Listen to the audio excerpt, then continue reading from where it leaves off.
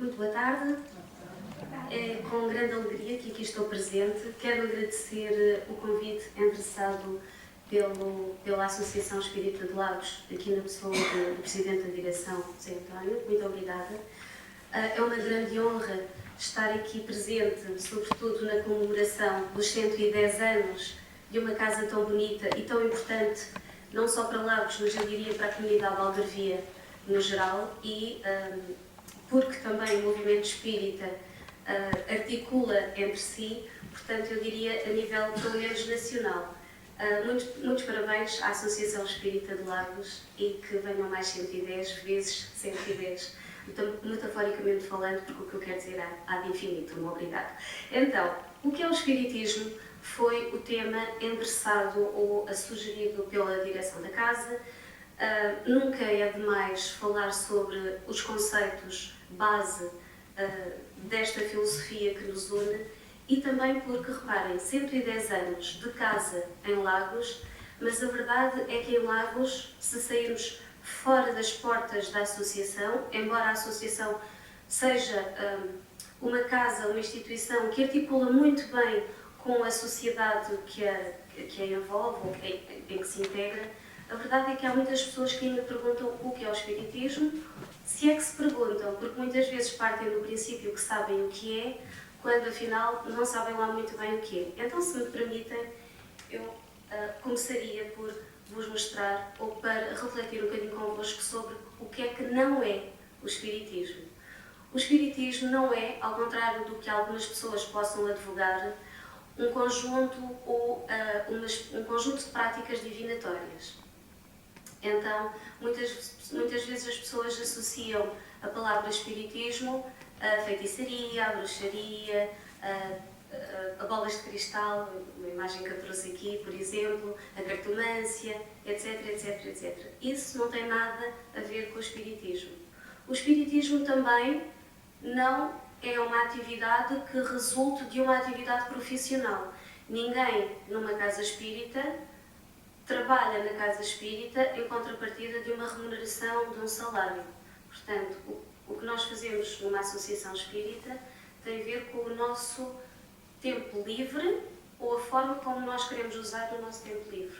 O espiritismo também não se compadece com negociatas, com o comércio e, portanto, não raras as vezes, algumas pessoas que precisam de algum aconselhamento ou nos procuram na casa espírita perguntam imediatamente quanto é que se paga por determinado serviço. Nós não fazemos nem serviços, nem recebemos dinheiro como contrapartida do que quer que seja.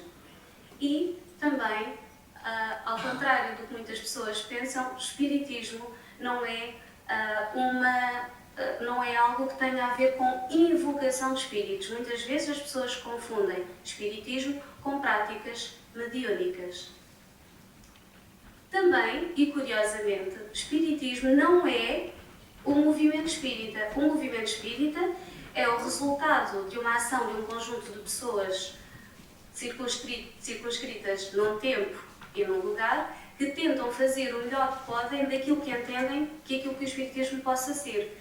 Então, muitas vezes nós, apesar de reconhecermos estes esforços, também vamos reconhecendo algumas falhas no movimento espírita, mas não podemos tomar parte pelo todo e não podemos criticar aquilo que o espiritismo efetivamente é por aquilo que nós, enquanto seres humanos, erramos ao tentar chegar àquilo que o espiritismo efetivamente é.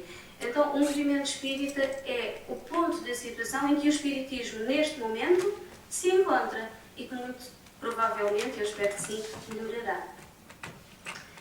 Então, muitas vezes nós fazemos da palavra espiritismo e de todo o conceito um bicho de 7 cabeças, um monstro. Porque uma coisa é aquilo que ele é, outra coisa é aquilo que nós pensamos que o espiritismo possa ser. Então, a palavra espiritismo causa, para muitas pessoas, pode causar ou pode estimular a curiosidade, também pode causar a rejeição automática, o medo, a repulsa, a renúncia.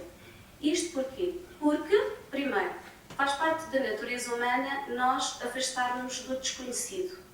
O desconhecido, aquilo que nós ainda não conhecemos, causa-nos desconforto, não é? Então, nós tentamos, para nos protegermos, e graças a uma das leis naturais, que é a lei da conservação, para nos protegermos, pelo instinto da sobrevivência, vamos rejeitando aquilo que para nós ainda é desconhecido. É o primeiro impulso do ser humano. Portanto, faz parte da natureza humana rejeitar aquilo que é desconhecido. Também porque, em termos sociais, tudo o que é diferente, mais ou menos vai sendo marginalizado. Se olharmos para a sociedade atual, vamos vendo que há minorias, e agora não estou a falar só do espiritismo, que continuam a ser marginalizadas. Já o discurso do politicamente correto, às vezes nós tentamos integrar aquilo que é a posição inclusiva do ser humano ou da sociedade, mas a verdade é que há ainda grupos que ainda continuam a ser marginalizados. Então o espiritismo também não é exceção. E ainda mais, séculos e séculos de história, não é? Nós temos só agora no século XX, muito recentemente, é que conseguimos um Estado laico. Isto significa que durante todos os séculos de história, agora estou a circunscrever a questão à realidade portuguesa, nós tivemos um Estado religioso. Então tivemos, no tempo da monarquia, a Igreja de mãos dadas com a monarquia, com os reis e com as rainhas, não é? E ninguém pode esquecer a famosa atuação da Inquisição na perseguição de tudo o que poderia ser uma concorrência ou um desvio da conduta daquilo que era a Igreja instituída na altura, que era a Igreja Católica.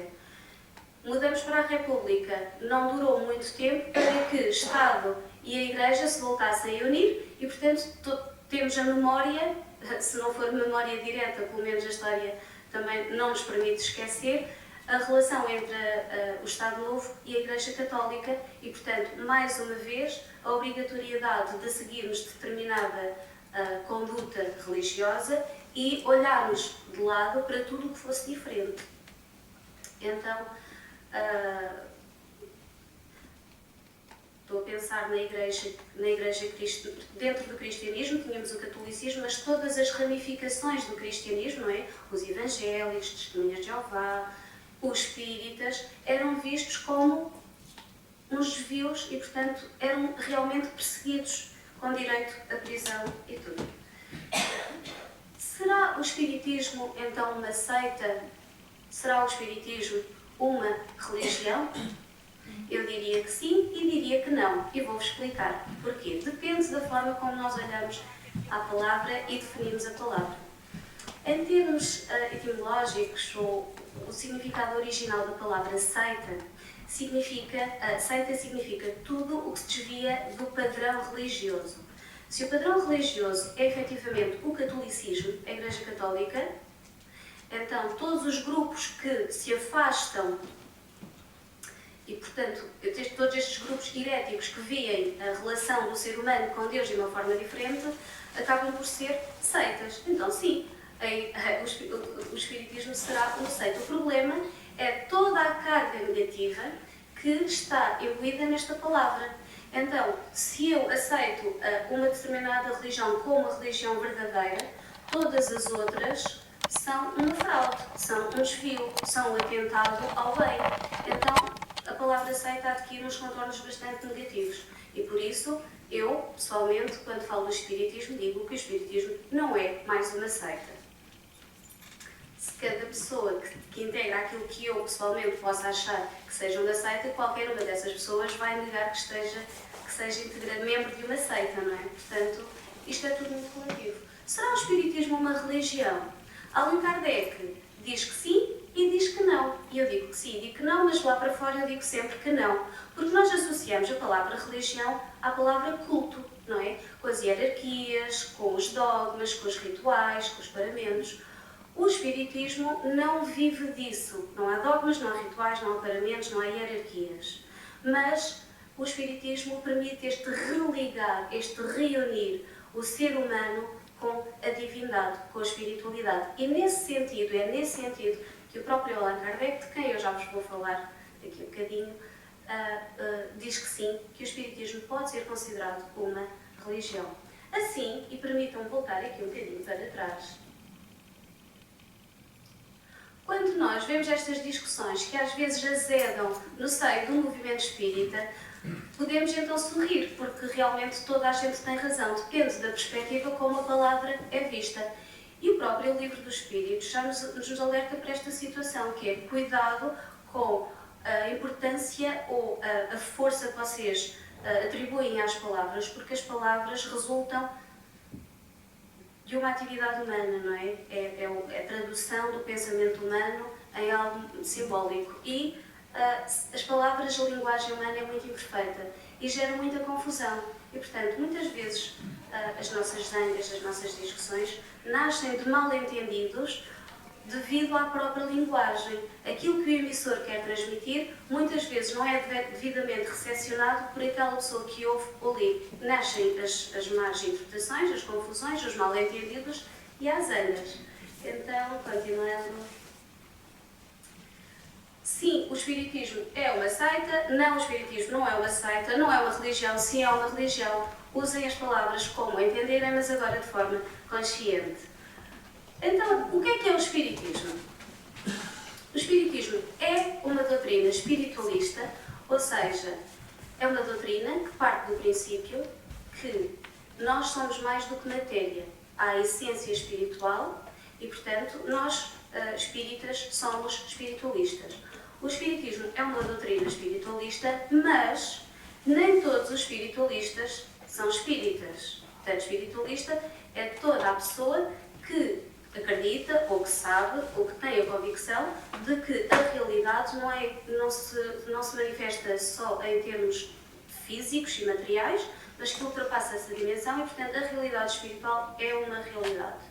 O Espiritismo é uma filosofia cristã, ao contrário do que muitos cristãos possam defender, nós somos cristãos e cristãs, mas nem todos os cristãos são espíritas. Portanto, o cristianismo é uma doutrina bastante abrangente.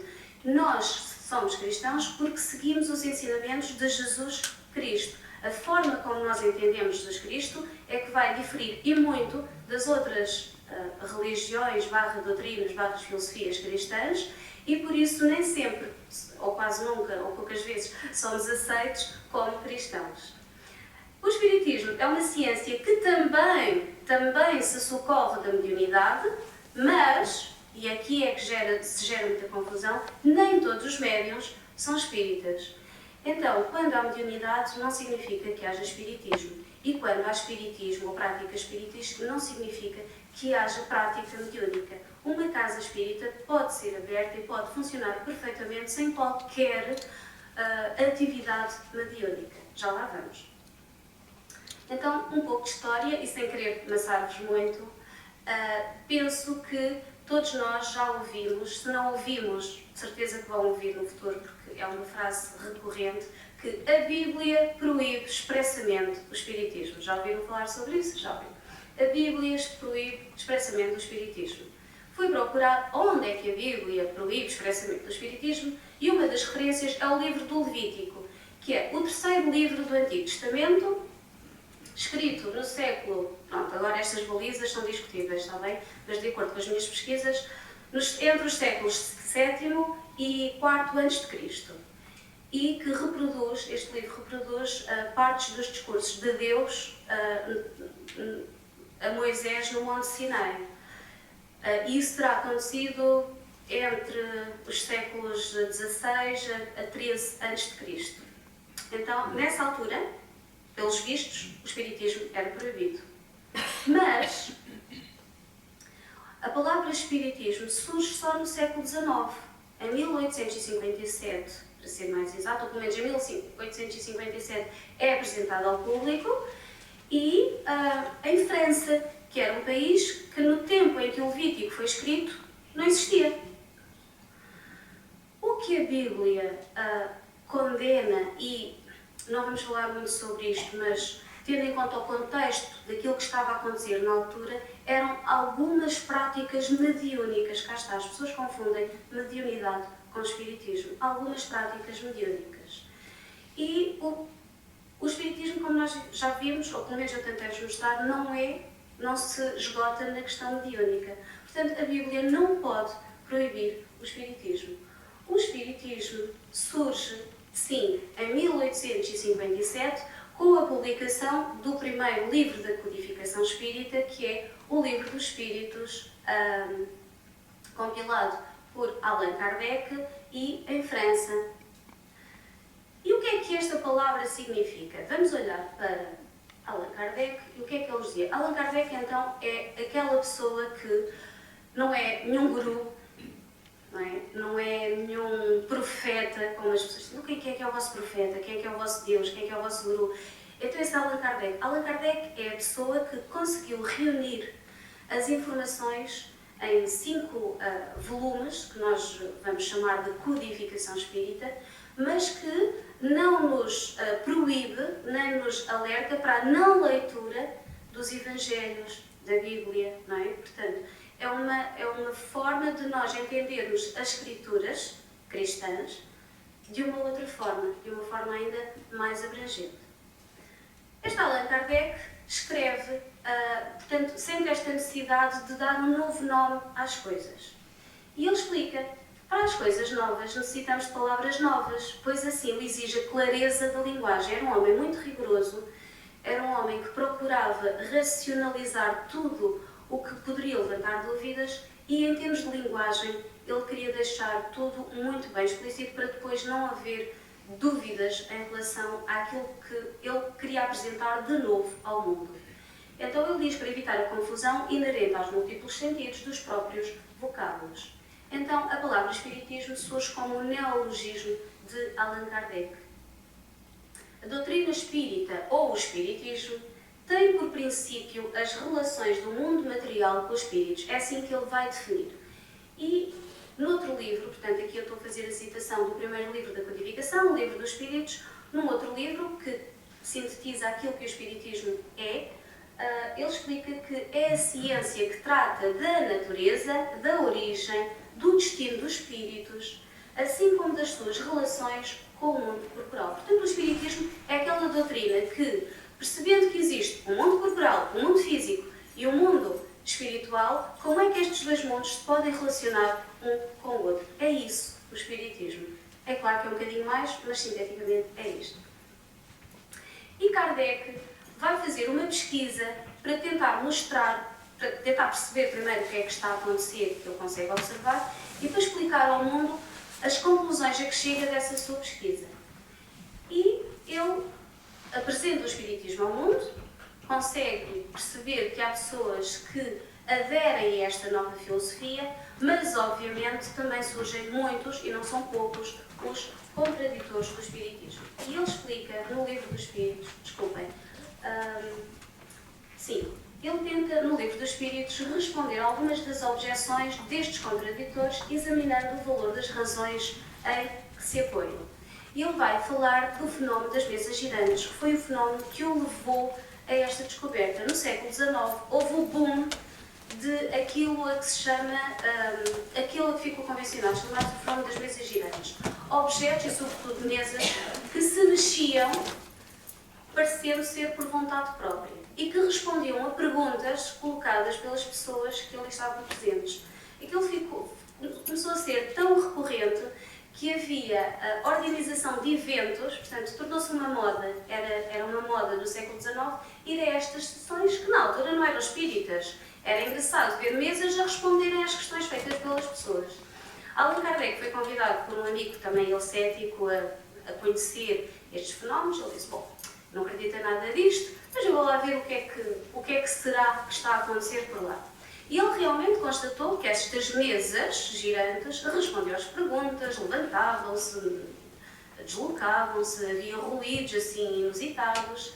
E ele foi averiguar, será, por exemplo, que tudo isto não passa de um fenómeno gerado pela eletricidade, que era algo que no século XIX, como vocês sabem, estava também a ser amplamente estudado. Será que os ruídos, essas pancadas que nós ouvimos, não correspondem à dilatação da madeira? Será simplesmente que todas estas situações não passarão de pura fraude? Então, em algumas situações, e não poucas, porque era divertido, porque gerava dinheiro, porque as pessoas gostavam de ir, a fraude estava presente. Mas noutras situações, e é essas a que o Allan Kardec foi comparecer, porque ele achou estranho como é que pessoas que ele considerava pessoas credíveis também participavam nessas brincadeiras, digamos assim.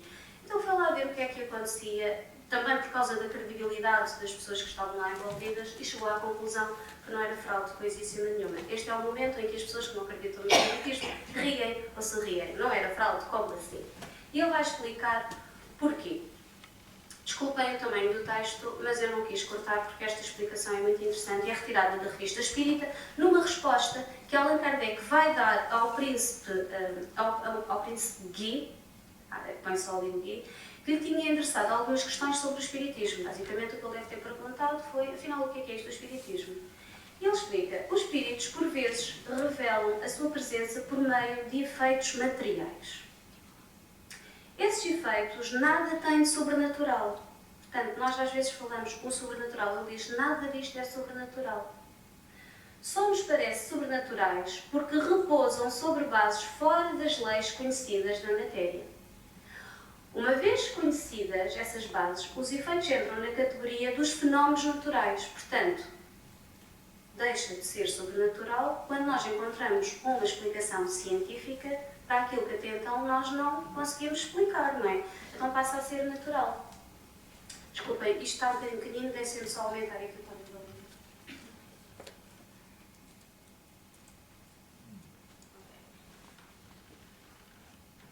É assim que os espíritos podem agir sobre os nossos corpos inertes e movê-los sem o concurso dos nossos agentes externos. Negar a existência de agentes desconhecidos pelo simples facto de não os compreendermos seria traçar limites ao poder de Deus e querer que a natureza nos tenha dito a sua última palavra. Mesmo que nós queiramos tirar da equação a existência de Deus, eventualmente, é isto com que Allan Kardec se confrontou na altura ainda continua a existir, que é o limite da academia perante algumas investigações que ultrapassem aquilo que é convencionado como investigável, não é? Então, os cientistas que procuram investigar para além daquilo que é academicamente aceito, ou são tomados por tolinhos, ou desvirtuados, ou têm que arranjar uma argumentação muito forte para conseguir basilar as suas pesquisas.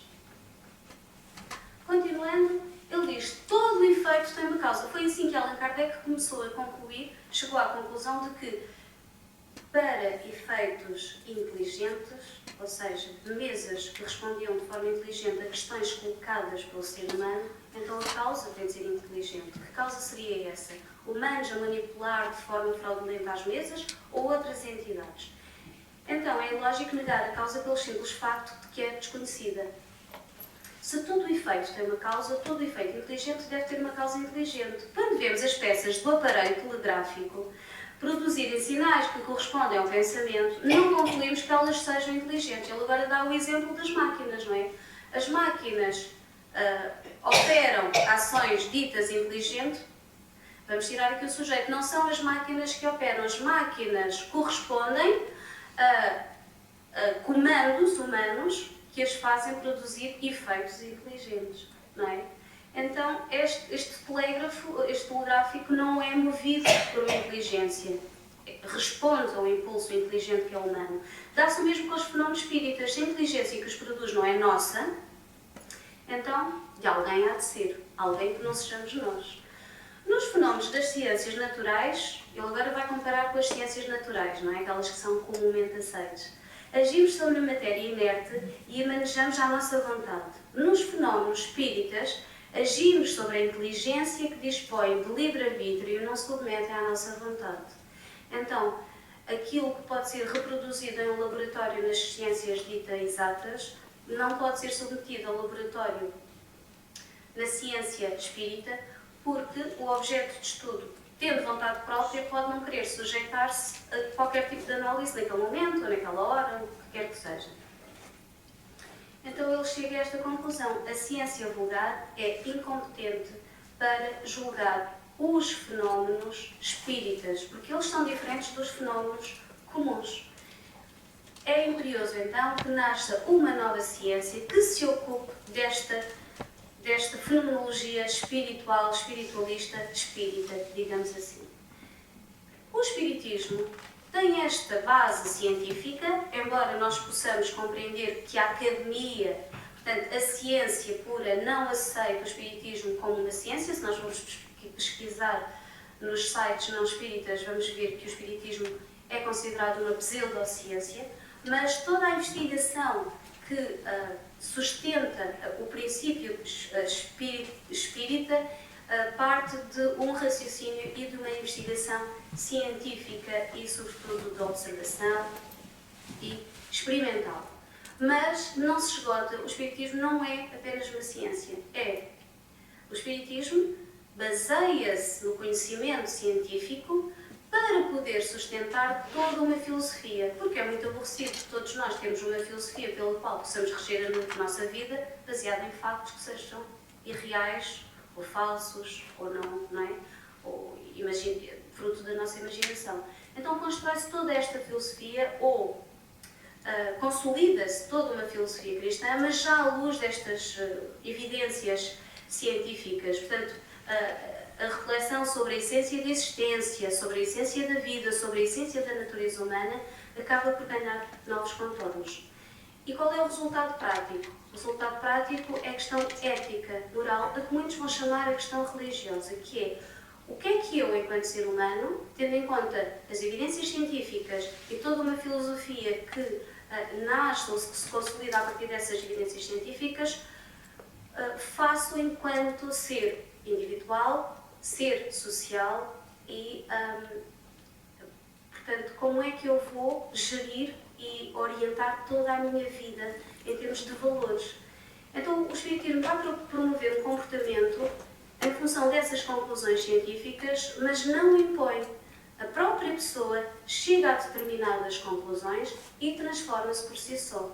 O espiritismo pode apresentar algumas luzes, alguns vetores, algumas linhas de orientação, mas são só apenas propostas, que normalmente são propostas que nós aceitamos, porque articulam muito bem com a questão da filosofia e com a ciência. Não há como eu, a partir deste momento, ter um comportamento que antigamente até poderia ter mais ou menos discutível e que agora passo a aceitar como um valor que eu quero defender enquanto ser humano.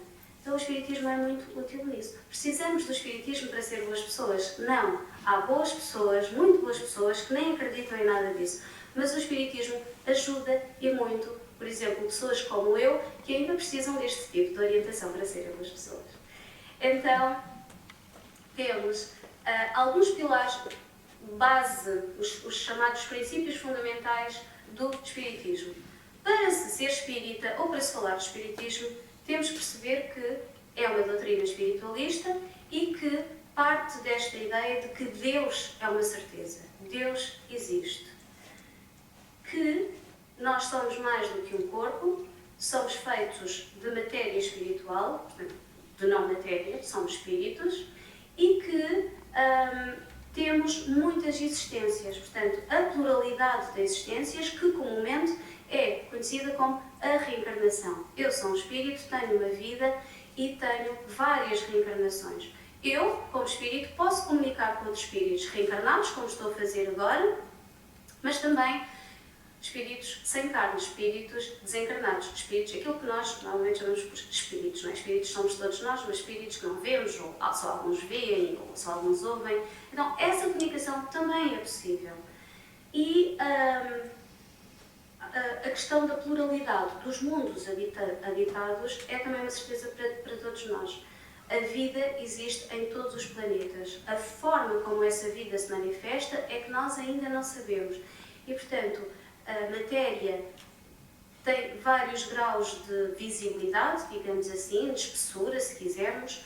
Há a matéria mais rarefeita, há a matéria mais condensada e, portanto, nós, numa situação de estarmos noutro planeta, como por exemplo agora conseguimos chegar a Marte, havendo vida em Marte, para a nossa matéria, para a forma como nós percebemos o mundo físico, pode ser que não conseguimos perceber que haja vida e que haja outras formas materiais ali existentes. Portanto, aquilo a que se chamam dimensões que se vão sobrepondo. Então, reparem, a questão de Deus e a questão da existência dos espíritos talvez seja comum a todas as doutrinas cristãs. O que nos vai aqui diferenciar, sobretudo, é a pluralidade das existências. A reencarnação não é aceita em todas as vertentes cristãs e a comunicabilidade com os espíritos, que é visto até como uma forma horrível de ultrapassar a linha daquilo que é aceitável por Deus, eventualmente, e que nós sabemos que não é. Para quem não conhece o Espiritismo aqui na minha assistência, o que eu posso adiantar é que estas práticas da comunicabilidade com os espíritos não é feita de forma liviana, nem é feita, não é a base de um centro espírita. Como eu há bocadinho disse, pode haver centros espíritas sem prática mediúnica. Quando existe prática mediúnica, essa prática é feita por um número restrito de pessoas que têm como objetivo não perguntar se o amor da minha vida está ali ao virar da esquina ou qual é o número do totoloto para eu poder enriquecer, mas com o objetivo de ajudar os espíritos que se manifestam e que estão, 98% dos espíritos que se manifestam estão em estado de sofrimento e precisam de alguma luz, alguma orientação, alguma palavra amiga para poderem. Portanto, não é o tipo de consulta que nós poderíamos estar à espera para, cá está, com uma bola de cristal, adivinhar o futuro, saber o que é que eu vou fazer no dia seguinte. Leitura básica que vos convido a ler e que dá para alguns anos.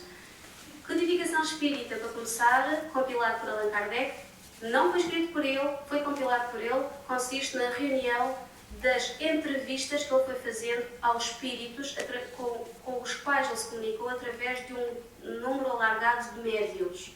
Então ele vai recolher essas informações, cruza com informações para ver se batem certo umas com as outras e publica. Temos depois algumas obras complementares e convido-vos à leitura da Revista Espírita, publicada enquanto Allan Kardec foi vivo, de 58 a 69 do século XIX, em 12 volumes. Nunca mais houve períodos em que deixou de ser publicado, ou por causa da guerra, ou por algum outro motivo, mas ainda hoje é publicado e agora está sob a responsabilidade do Conselho Espírita Internacional. Estes 12 primeiros volumes são os volumes que foram vistos e revistos por Allan Kardec. Temos alguns nomes do tempo de Allan Kardec, portanto não foi só Allan Kardec que publicou textos sobre o Espiritismo, temos uma série de investigadores da área das ciências, sobretudo, que se debruçaram sobre estes fenómenos e, portanto, é uma literatura mais vocacionada para a parte científica, sem, obviamente, descurar-se a parte filosófica e a parte moral, e outros autores espíritas já do século XX e do século XXI. Agora sim, mais vocacionados para a parte filosófica, porque a parte científica foi mais trabalhada no século XIX e no século XX, mais filosófica e parte oral também. Um site onde vocês podem descarregar todos estes livros de forma gratuita, se não quiserem ter em volume físico, é Autores Espíritas Clássicos e vocês encontram as obras todas de forma integral. Para que serve conhecer o Espiritismo? Primeiro, por uma questão de conhecimento. O conhecimento não ocupa lugar, o conhecimento dá-nos liberdade, como é que é? Conhecer é poder. Então, só pelo conhecimento vale a pena conhecer o Espiritismo, como conhecer qualquer outra doutrina religiosa ou espiritualista, se não quiserem usar a palavra religiosa. Não para nós sermos adeptos dessa doutrina, mas sabermos que existe um conjunto de seres humanos que se revê nesta doutrina, que existe um conjunto de seres humanos que rege a sua vida em função desta doutrina e para perceber melhor os outros, conhecer o mundo. Assim como eu, por curiosidade, posso querer conhecer um bocadinho mais a fauna que habita o nosso planeta, a flora, por exemplo, as questões geológicas, as questões geográficas, a arte, a história, o ser humano, a forma como o ser humano se vive em sociedade, o planeta, a forma como o planeta se relaciona, ou se não sei se esta palavra será mais adequada, com os outros planetas, mas o lugar do nosso planeta no cosmos, tudo isto é conhecimento e se eu quiser enveredar por um destes caminhos, toda a sociedade vai dizer que bonito, ela quer conhecer um pouco mais disto ou daquilo ou do outro. Eu também posso querer desenvolver ou aprofundar o meu conhecimento no que diz respeito à espiritualidade. E, portanto, o Espiritismo dá-nos ferramentas não para sermos espíritos nós já somos, desculpa, não para sermos espíritas, mas para conhecer o outro lado da vida que não a corpórea, portanto, a vida espiritual. Se é algo que nos faz sentido, não é? Podemos não acreditar na dimensão espiritual, mas podemos querer estudar para perceber como é que as outras pessoas pensam, por exemplo. E também o espiritismo porquê? Não é? Muitas vezes, se nós pararmos para pensar no sentido da vida, podemos, olhando assim à distância, que a vida não passa disto, não é? Um olhar mais nihilista, não é? Um olhar mais materialista, que é estamos aqui, chegamos, crescemos, reproduzimos-nos, não é? E depois há um fim. Portanto, qual é o sentido da vida? Talvez, através do Espiritismo, não é só o Espiritismo que nos vai fazer perceber um bocadinho do sentido da vida, mas o Espiritismo é também um caminho, permite olharmos para nós mesmos de uma forma mais lúcida, portanto, convida ao autoconhecimento, potencia a autoanálise e pode-nos dar a chave para algumas peças do puzzle que nós ainda não conseguimos encaixar no nosso próprio eu. Mas o Espiritismo obriga-nos também a olhar para os outros, olhar para o mundo, compreender o porquê da dor e do sofrimento, tanto a nossa dor e o nosso sofrimento, como a dor e o sofrimento em geral. Saber aceitar essa dor, mas aceitar não de uma forma passiva, mas de uma forma construtiva. Tentar perceber como é que eu posso ultrapassar esta dor. Não é só aceitar e até alegrar-me com a dor e dizer venha mais, nada disso. É perceber porque é que eu estou a sofrer e perceber o que é que eu posso fazer para, pelo menos, mitigar esta dor. Conseguir compreender as desigualdades sociais, o Espiritismo dá-nos essa resposta através da lei da reencarnação, por exemplo, através da lei da causa e do efeito, através da própria lei da evolução humana. E perceber a questão das doenças, das mortes prematuras e, a pouco nós vamos deixando de utilizar aquele chavão que é a vida injusta. Se Deus existisse, não teria permitido que estas coisas acontecessem. O Espiritismo também devolve-nos, penso eu, Deus ao nosso mundo.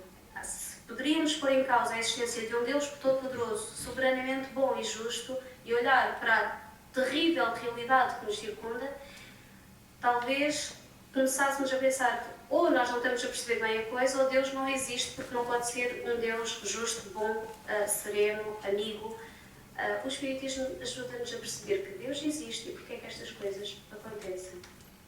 Também porque nos mune de sentido crítico e nos esclarece de práticas arriscadas. O Espiritismo não nos convida ao chamado jogo do copo, à invocação dos espíritos, em nada daquilo que nós vemos, por exemplo, nos filmes de terror. São práticas que não correspondem à imaginação, mas que nós não convidamos porque são bastante arriscadas.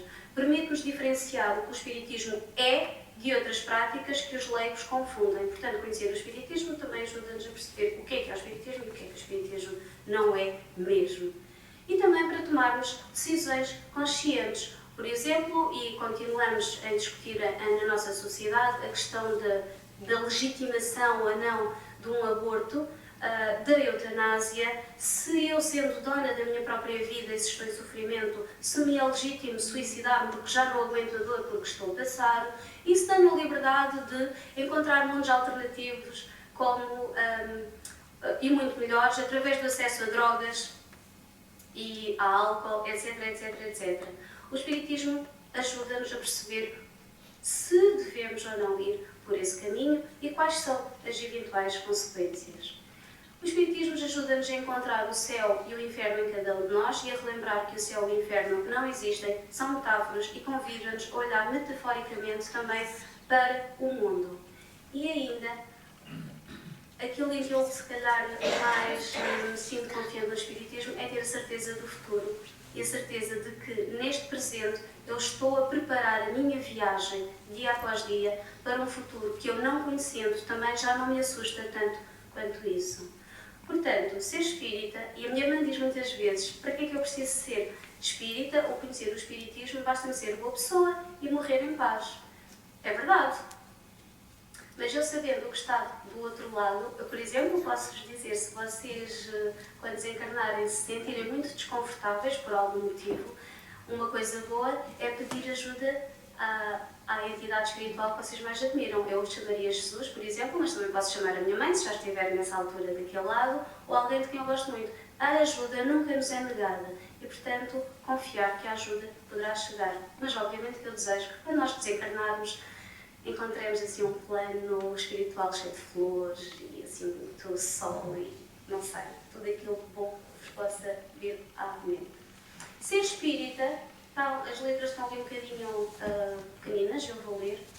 Não é ser santo. Nenhum de nós aqui é.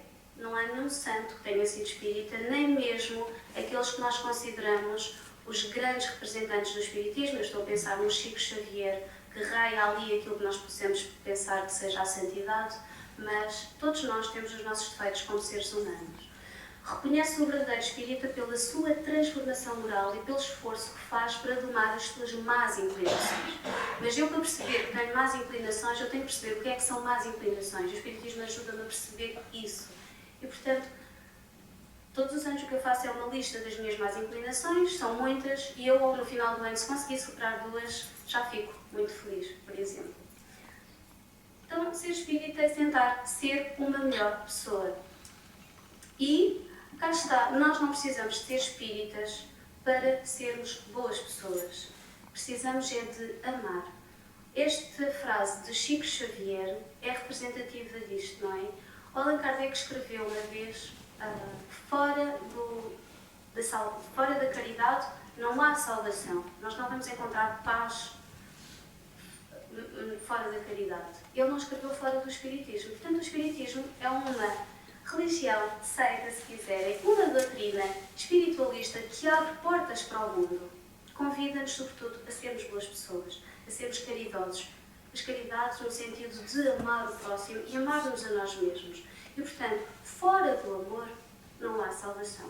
Chico Xavier assim o disse, e eu gostava só de saber, Sr. Presidente, se há tempo para um vídeo de 4 minutos ou se já esgotei no tempo. Tá? Então, vamos lá que se funciona.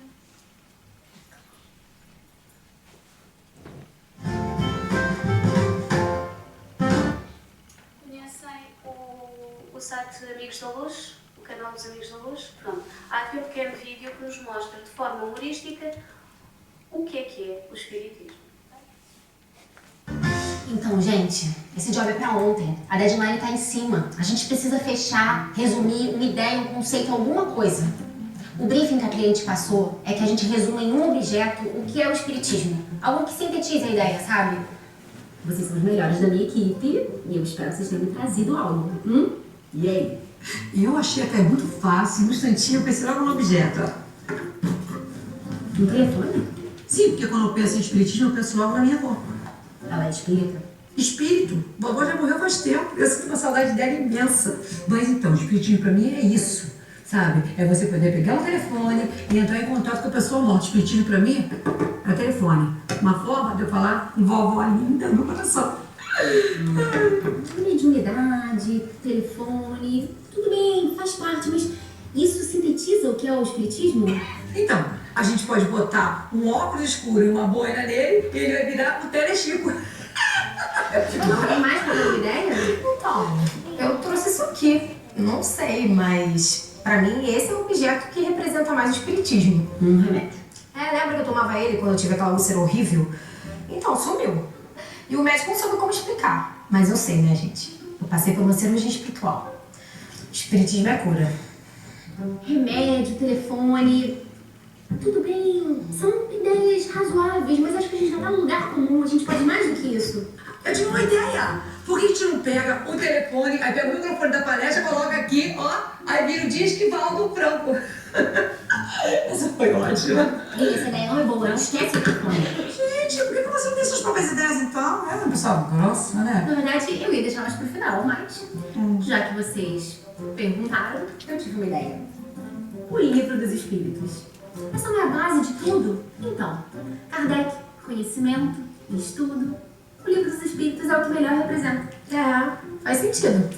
Mas eu ainda não tô completamente satisfeita. Então coloca a boina, que aí fecha tudo. E você, não vai falar nada? Bom, então, eu não tive nenhuma ideia, entendeu? Eu estava até agora aqui quebrando a minha cabeça, mas realmente não estava me ocorrendo nada. Aí daí, vendo a ideia de vocês, eu acho que eu tenho uma também. E cadê o objeto? Tá aí em cima da mesa. Mas Mas aqui só tem os objetos que a gente trouxe. Então, o que sobra é o meu, aqui vocês não estão vendo. Mas não sobrou nada. Exatamente, espiritismo é nada. Gente, que é isso? Você tem noção de quanto o espiritismo ajuda as pessoas? É mesmo? Ah. Bom, então vamos ver então, né?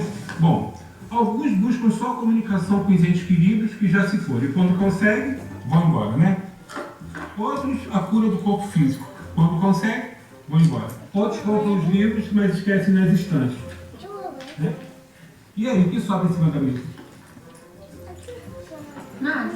Então, gente, mediunidade tem todas as religiões, assim como a cura, assim como a teoria. Mas se vocês olharem com mais atenção para essa mesa, olharem para além da mesa, vocês vão ver que tem mais uma coisa aí. Eu só tô vendo meu reflexo. Eu também. Exatamente. O espiritismo só é realmente alguma coisa se vocês forem capazes de se enxergar através dele, se reconhecerem como espíritos imortais e passarem a conduzir suas vidas levando isso em consideração. Agora, se vocês só buscarem no espiritismo o alívio das suas aspirações imediatas, aí para vocês não será nada. Isso! Um espelho! Isso é bom! E uma boina!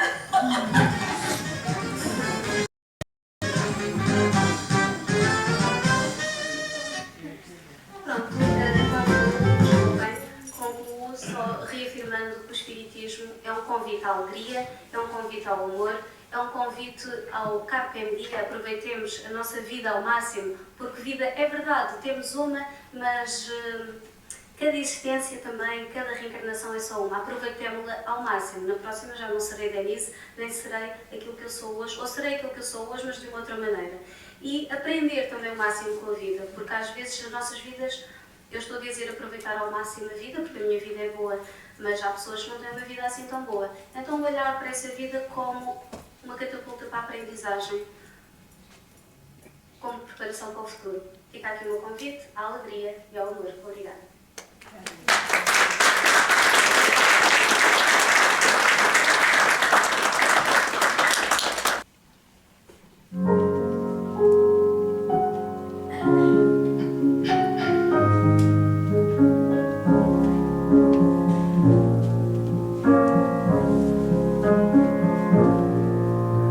Pai, eu quero te amar, tocar o teu coração e me derramar aos teus pés. Mais perto eu quero estar, Senhor, e te adorar com tudo o que eu sou e te render glória, aleluia. Aleluia, aleluia,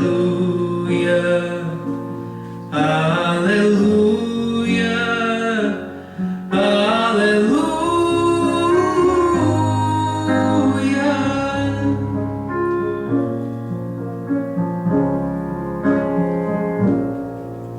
Quando lutas vierem me derrubar, firmado em ti eu estarei, pois tu és meu refúgio, ó Deus. E não importa onde estiver, no vale ou no monte, eu adorarei, a ti eu canto glória, aleluia, aleluia, aleluia, aleluia, aleluia.